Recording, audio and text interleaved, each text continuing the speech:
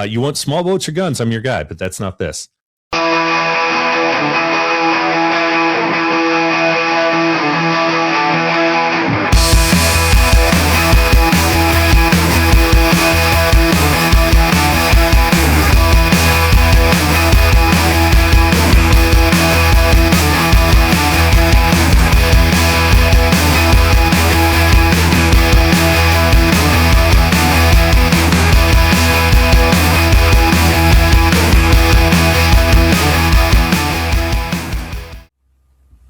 Hey everyone, welcome back to Authentic. Roger here with another one of our DCS aircraft series. You guys are probably getting familiar with these now, as we're going to bring you an episode about the module itself, and then we'll do an episode about the history and historical context of the airframe.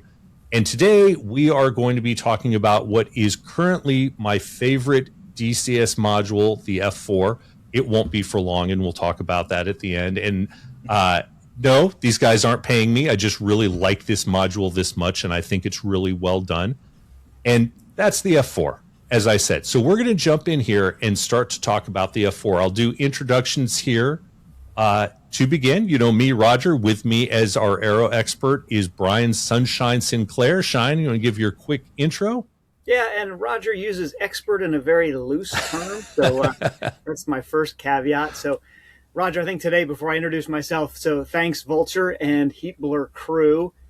Nothing against you, Roger, but I think having these four brainiacs in the room with us really has increased the average IQ, right? Of our yeah, absolutely. So, I'm very impressed already. So my background is a Navy test pilot, retired, flew about 33 different aircraft, focused more on carrier-based stuff as a Navy guy, and then went into combat in Iraq and Afghanistan, flying the F-18C, and then the F-18E. So did a lot of single seat ops, and then went off to teach aerodynamics at the Naval Academy. So I went there as a student and got confused, and the Navy let me go back and confuse others. So that was my payback to the Naval Academy. And then from there I got a master's in flight test and a master's in astronautical engineering, so dealt with satellite stuff for quite a bit. And then from there I went to the Air Force Test Pilot School. And since I've been working on anti-ship weapons, specifically launched off F-18s, both training what's already implemented in the U.S. Navy and Air Force, as well as what's being developed by our contractors. So that's kind of where I'm sitting these days. And then Roger pulled me aboard. I met him first through Fighter Pilot Podcast when Jello and I are working together. And I just thanks again to the Authentic Media team for the invite. All right. Shine, just not to go off on a tangent, I'm just going to do some quick word association. Okay? Perfect. Yep. Roger, international relations, history.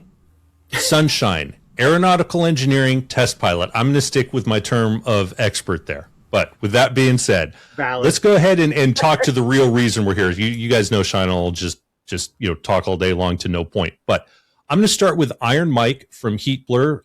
Iron Mike, I'm going to ask you to introduce yourself and then sort of guide us through the introductions of your team. So Iron Mike, tell us about yourself. Hey all, first of all, thank you for having us here. It's a great pleasure and honor to be here. I think a lot of in the community know me already, but on the off chance for those that don't, I'll just quickly recap what I do at HeatBlur without trying to bore you too much. I'm the lead producer at HeatBlur Simulations. That means helping to lead the company and the teams in that sense, making the projects work and realize them. I also have the function of community manager, lead Q&A, testing, all that kind of stuff, mission design, content creation, and filling in the bits and bobs in between and kind of being the glue in between the things. What I don't do is programming and coding.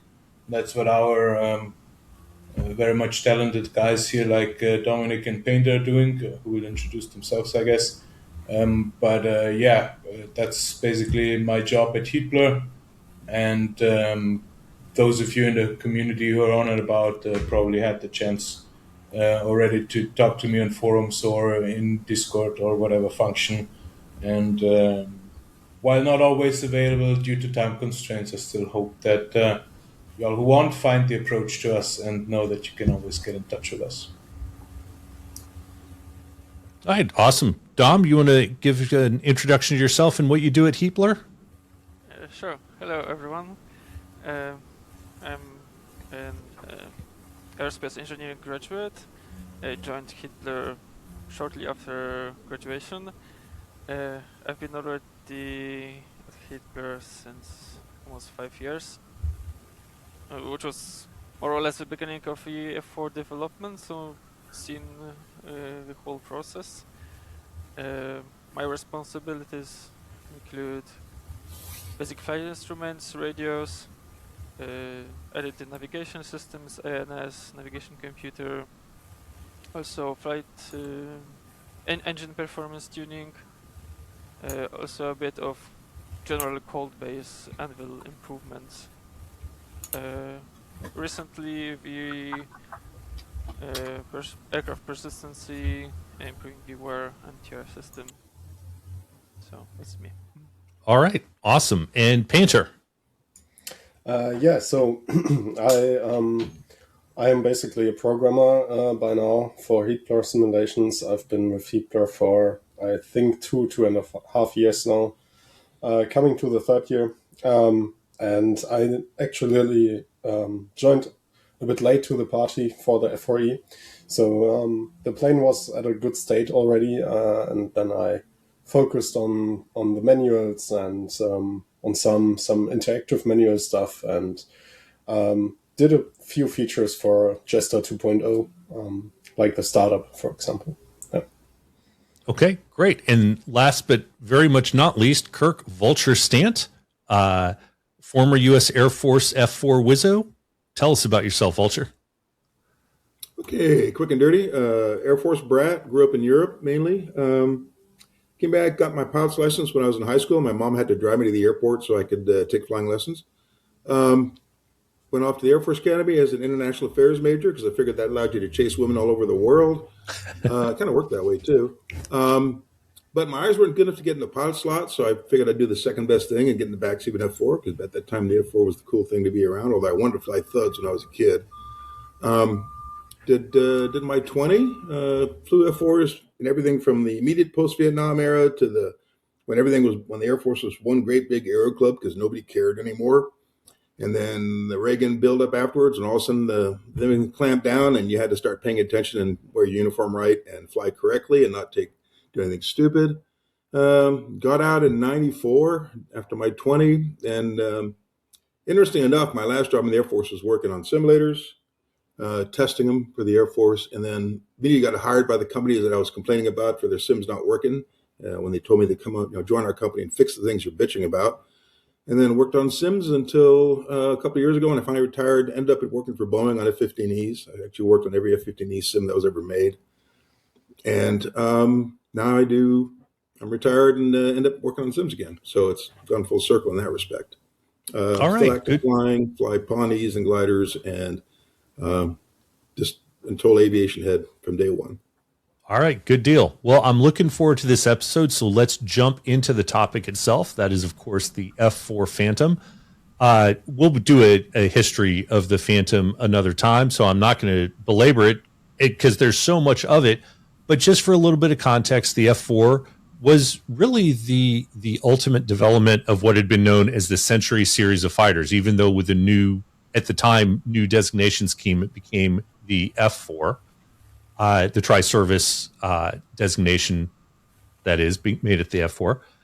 It was designed as a fleet defense interceptor for the U.S. Navy, but it was just such an all-around good aircraft that it became a jack of all trades for not just the Navy, the Marine Corps, and the U.S. Air Force, but around the world. There's probably a commentary there on F-35 development and the cart before the horse, but I'll save that for another time. There were over 5,000 Phantoms produced from 1958 to 1981, making it the most produced American supersonic military aircraft in all sorts of different variations. It was an icon of the Cold War. It's one of those silhouettes that, like an AK-47 or a Huey helicopter, just evokes a lot of memories. It saw combat over Vietnam, over the Middle East, and in Desert Storm, and set a number of different world records for speed, altitude, so on and so forth. there's a lot of unique characteristics to the F-4, and I'm not going to start to list them all because I think we'll talk about the really interesting ones as we get into them. The two things I want to mention, though, because I want to make sure we talk about them at some point, is the adverse yaw effect and the aileron rudder interconnect, which I consider myself a novice to maybe low journeyman DCS player. I'm by no means an expert at all. The way that was modeled and reading the actual accounts is really astounding and has really helped me as a historian and aviation aficionado understand the complications and difficulties of what pilots had to learn to be really good pilots of the aircraft. And then looking at the crew and the workload and what it really meant in an aircraft of the Phantom's era and how well that's been modeled. So with all of that being said, I want to go ahead and jump in. And Iron Mike, I'm going to start with you, but I'll let anyone else jump in where they want, or you can pitch to people. What drove you to choose the F-4, and how do you start to lay out the process of creating such an immersive sim?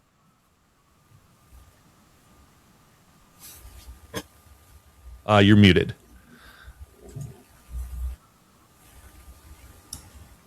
I'm afraid that my mic will give off noises while you guys are talking. Okay. It all starts with research, basically, and a lot of research. So this is the big hurdle that we need to take. And depending on the aircraft, it is more or less difficult to get your hands on valuable information, viable information, or information that you even allowed to get hands on, right? I mean, especially for modern aircraft, a lot of things are classified, and even say, if a manual has been leaked online, which happens even with classified stuff, we cannot use that, and we don't want to. We take operational security very, very seriously. And, I mean, if you work in this kind of job, you need to, I said it in some interview before, you need to respect the servicemen, and you need to be caring about their well-being, because without them, we cannot do this, since it's their history that are all in these aircraft. So this is the very big first difficulty that you have to kind of overcome, is to source information. And often it is by publications of the aircraft manufacturers or declassified documents, whatever is available. Then, of course, you have something like the ITAR restrictions as well, which you also need to take into account. So it can be declassified, but still restricted, and you cannot use it. So it can be very tough to get hands on very profound and good manuals and information. The older the aircraft is, the more easy that is, of course, because much more is declassified, much more is publicly available or available through former service members who can share it because it has been allowed in the meantime, and so on and so forth. In the F-4's case, I think we were quite lucky.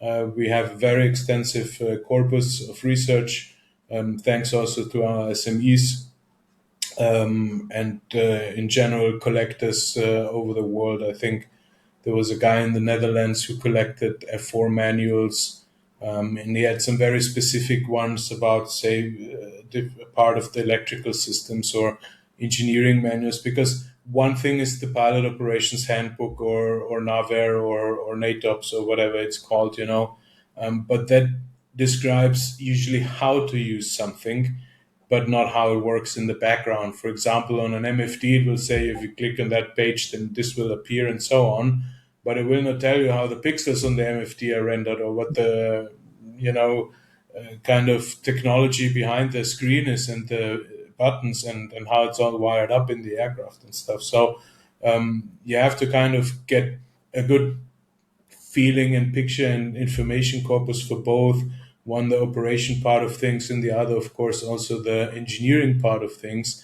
And sometimes, we have to kind of reverse engineer, back engineer, or kind of, take different approaches to come to a conclusion. And then you also bring on board the SMEs like Kirk here, and you present them in these cases, and say, like, do you think that's how it was, or do you remember it differently, or do you have some input in that? Because that first-hand experience is also extremely important and helpful. Without it, we could not, bring the aircraft to that level of detail that we have.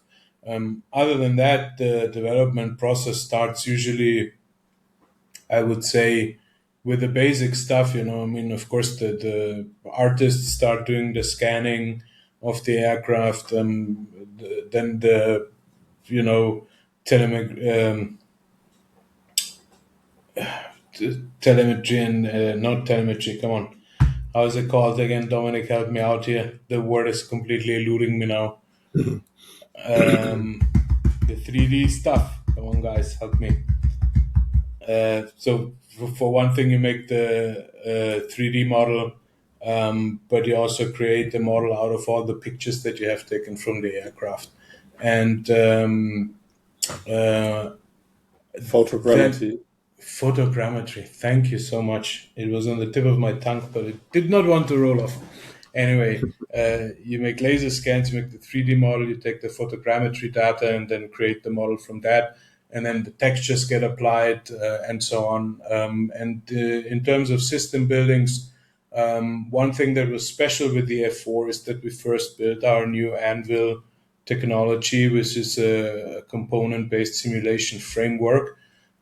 Because we said we're doing so many things for every module from scratch again, but there's certain things that all aircraft kind of have, right? I mean, every aircraft has a wing, every aircraft has a cockpit or a joystick or a yoke or, inputs and throttles and engines and hydraulics and fuel systems and electronics and so on, avionics, And so we created a framework where we have and Dominic will correct me, and Yanis as well, if I'm babbling nonsense. But think of it a bit like you're creating like a build kit that you can then fill in different values and different properties, and you can put them together. But you don't have to start from scratch every time. And the other great advantage of Anvil is that it's platform agnostic in a way, which means that it is much quicker and easier for us to port something like the F4 to MSFS. It will soon come to Microsoft Flight Simulator. I'm sure we'll talk about that later as well. But one of the advantages, for example, is now that we can bring the flight model that we have in DCS to MSFS as is without too much extra effort or having to recode it all from scratch or these kind of things, So this was the first step with the F4. And then we started filling in the systems, You might sometimes, depending also on the information that you have, you may start with the electronic systems, or you may start with the hydraulic systems, or maybe you start with a flight model, and then you gradually work yourself towards all the different pieces that make up the aircraft. In the F4's case, it's made up of thousands of components that have been coded down to the filament of every electrical wire. It provides, natural failure so that you get flickering if the power is drawn incorrectly or overdrawn somewhere. All these kind of things, that you don't have to program extra for the aircraft. And then, of course, the next step is kind of bringing that all together into a first flyable module that's still not complete, might still have a placeholder cockpit or Lego cockpit, as we call it sometimes, that doesn't have textures yet, or might not have the completely correct 3D model yet, but some systems already can be looked at.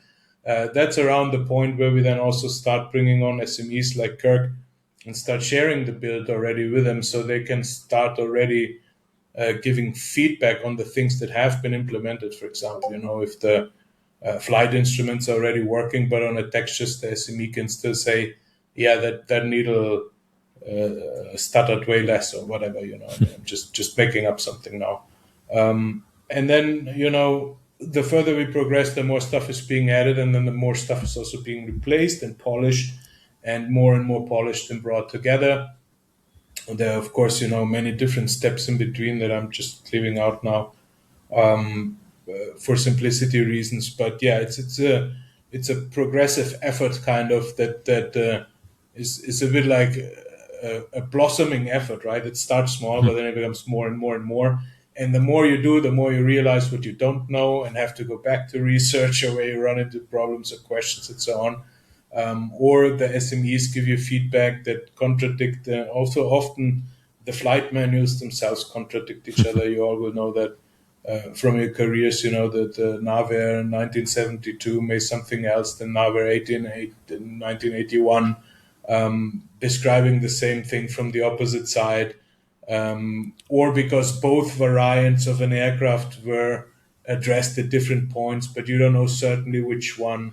And so this is very crucial then to have this feedback from SMEs as well, who can tell you, well, no, that's not how it was. I know it stands there, but you can disregard it or whatever, something like that. And then, of course, the final thing is the testing phase. It's shared with all the testers, and a lot of bug polishing is happening. In the F-4, unfortunately, we experienced a big delay at the very end because we implemented also all these new features like the interactive manual in the cockpit, the grease pencil on the canopy window, the bombing calculator, etc., which now culminated finally also in the electronic flight bag that we added, that you see in the fuel systems display, and the aircraft persistence, wear and tear, all of these issues, and each HBUI, which has now been replaced by the DCS native WebView API, kind of was at the base at that, and it just caused issues, and we had to redo large parts and go back to the working bench and fix things so that we could release it in a state where we felt really comfortable. Because in the end, for us, it's important that what we release is fairly complete. It's okay to release aircraft,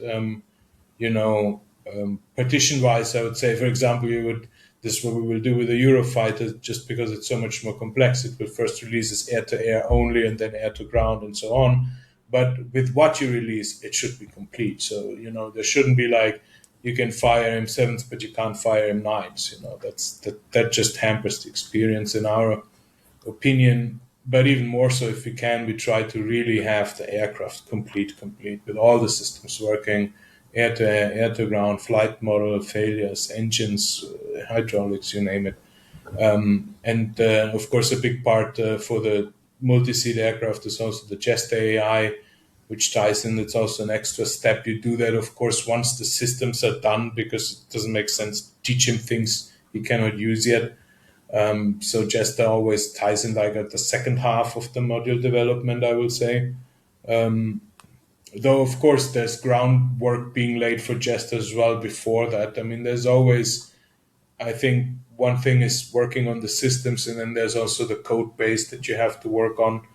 Dominic will know to share more insight on that. I'm a code dummy. I don't understand the magic of these guys, so they will have to share their insights there. But yeah, in general, this is the course kind of overview of creating a module. And then finally, of course, it's releasing, and then you have, and that's a very crucial moment as well, is the post-release polish as well, because no matter how many testers you have, or SMEs, or people who are invested in the project, the community is way larger, and they will find things you just did overlook, or did not see the trees, did not see the forest because of all the trees, how you say, so community feedback is essential, and a lot of things, then, some guy has one specific system set up and has extremely poor performance, and then we have to react to that, and of course, try to fix as many post-release bugs as we can, so that the customer can have a very smooth experience throughout release and also after release. And then, because we HeatBlur and like to promise a lot of things, because we think that modules should come full with content, because that's what the longevity that's what constitutes the longevity for a module, is that you have things to play with for a long time to come, right? Learning the aircraft is great, flying the first initial missions is great, but you want to have different missions you can fly, and that's why we like to do variants of aircraft, because it lets you experience also in a form the evolution of an aircraft, little things that change in the aircraft. You get the GPU 15 with data link at some point, or you get the PAVE deck instead of the PAVE spike. And, Kirk is smiling. I see that. And for him, probably it's like, but the GPU is just as great, But for the sim guy, it's these little changes that can make all the difference in terms of immersion. And of course, we want to somewhat accurately tell the history of an aircraft, and encompass kind of, or encapsulate the different characteristics an aircraft had. And that's why the F4E is such a brilliant choice for the F4 in our opinion, because it sits kind of at the center of that entire F4 history, right? I mean, I'm sure that the B and the C have some very specific characteristics going for them, and so will the J and the S and the N, and naturally the G will stand out very much here as almost a different module if you want gameplay wise now, yeah. But the F4E really encapsulates kind of the core essence of what the F4 was over the years, including the internal gun and so on. And the DMAS will bring the slightly more modern version of it eventually, you know. So yeah, there's gonna be things for people to discover also in years to come, and naturally it takes time. I know most people would like to have everything immediately, us included, but these things take time. The positive side of taking time is that you come back 2 years later and there's a new batch bringing you something new for your favorite aircraft, and you have a reason to get back in, to get hooked up again, all from the beginning. Yeah, that's it. Okay. Well, that was a really complete answer, because you answered several of my questions I had as we were moving through, particularly the why the F4E. I think, you know, in my world there's shoot, move, communicate, right, is how we prioritize life. And Shine and Vulture, for you guys, correct me if I'm wrong, it's aviate, navigate, communicate. And it sounds like that's exactly what you guys did. You started at the beginning, you laid the groundwork you needed to have, and then you added the things that you need to have, but if you don't have the foundation to build upon, they're not going to work right. And I know there were a lot of challenges in the timeline and such, but what I'd like to do now, and we need to talk about those. I mean, you guys had to fight through COVID. There, as you said, you did mention ITAR. For people who don't know what that is, it's a U.S. law that prohibits the transfer of defense technology without authorization to foreign countries, and it does apply to even things like manuals, even for aircraft out of production. So you had all these challenges you had to go through. I think you just gave a really great synopsis of how you guys chose the F4, why you chose the F4E. So Shine, I'll give you a moment here as I finish talking to think about where we want to lead here. But let's start talking about some of the specific characteristics of the Phantom that you guys found the most interesting and or the most difficult to model. And then, you know, Vulture, separate questions for you, but along the way, I have questions as someone who has clearly never flown in an F4, but has now, you know, engaged with the DCS sim.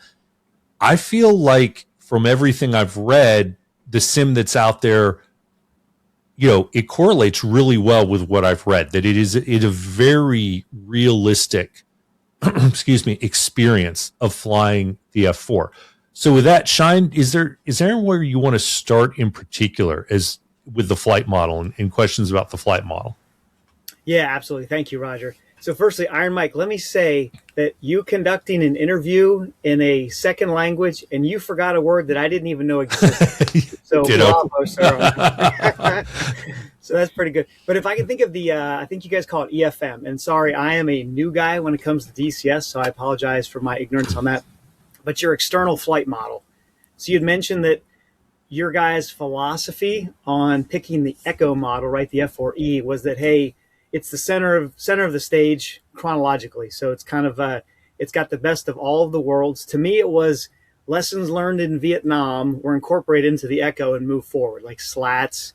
We can talk about the ARI and all that. So now when it comes to the actual flight model itself, you guys, HeatBlur, have been lauded for having continuously computed real world calculations, or real time, right? So you're not you don't have lookup tables. You're actually calculating forces and moments as they occur. Is that true? I'll let you answer that, Dom. That depends. I would say we calculate like step by step physically, but some things are difficult from the perspective because minor changes in the system or So very select changes can bring large effects in the outcome. That's why, like, for some cases, we need to bring the results kinda back to the expected state. But basically all what we can, we simulate from the bottom. Which is fantastic. And that makes sense, kind of economy of computation, right? So you can't calculate everything. So Dom, what you're saying is the important handling characteristics are more calculated, but there are some, let's say they're complemented by some lookup tables, I think is what you're summarizing. Yeah. Okay, cool. And I appreciate that. So if you guys don't mind, and this is where I'm going to loop in Vultr, if you don't mind. So firstly, some of the things Iron Mike talked about, and that's not a flight model, but just the cockpit layout. Iron Mike, you had mentioned grease pencil application. Is that true? Is there some way for aircrew to scribble on the canopy? Yeah, you can. You can fly. I'm flying with idiot. So, Wow. And Vultr, is that's something that you did back in the day? That was not something we did very much. It was more. There was a pace spike mode where you used what they called a 9 acquire, where you had to pick up a target that was basically looking down your 9 o'clock line, down the wing line, and you could put the pod there, find something, and put circles on your canopy and use that as a really rough site. But in my experience, you never used it because you couldn't find anything that way. It was more of the actual people who used the grease pencil were the facts. A37s, OV10s, a lot, O1s, things like that. They would, they come back and they couldn't see out the left window because it was covered with grease pencil marks. But it is a cool thing. I've used it a little bit. It's kind of fun to play with. But yeah, it's definitely something you could do. I'll just say, as a player who never flew, but you would jot grease pencil on the windshield or the window of your Humvee, like Vultr was saying, for the facts, and I'd heard the fact story. And I'll say, for me as a player, I really appreciate that, because if I have a mission where I need to achieve a very specific time on top, just the nature of the way I was trained in, which was not in aviation, I backwards plan everything. So for me, I like just jotting down on the side of the canopy what time I need to be at a given waypoint as I'm moving to my TOT. And yeah, I know I could work something out with the kneeboard and such, but I just like glancing over and looking at that. I get to do my own calculations. So I thought that was a really cool ad that, for me, had real world applications. It's an interesting example of something that has functionality. It may not have been exactly analogous to what Vultr was saying, but to other aspects of aviation. So sorry, I just wanted to add that in, that I appreciate. I thought it was pretty cool. And something like in the single seater, absolutely, you'd be doing that. Mm-hmm. I'm sure the 16 guys and 18 single seater guys have done. F-4, and the guy in the back's got a kneeboard and pencil. He can write it on his kneeboard, so it's not much of a problem because you're the secretary back there along with everything else you're doing. Somebody can take a typewriter with you and type up a note while you're flying. But so it's less useful in the F-4 context realistically, but in terms of aviation overall, yeah, definitely it's something you would do.